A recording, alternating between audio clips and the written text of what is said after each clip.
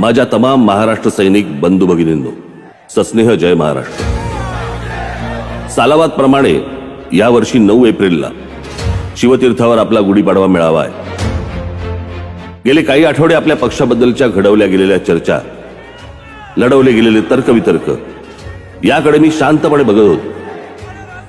तुम्हाला पण अनेकांनी प्रश्न विचारून भंडावून सोडलं असेल, पण आता वेळ आली आहे या सगळ्यावर तुमच्याशी बोलण्याची. नक्की काय घडलंय, नक्की काय घडतंय हे सांगण्याची. 9 एप्रिलला शिवतीर्थावर या, मला आपल्याशी प्रत्यक्ष बोलायचंय. धन्यवाद. जय हिंद, जय महाराष्ट्र. जमलेल्या माझ्या तमाम हिंदू बांधवांनो, भगिनींनो आणि मातांनो,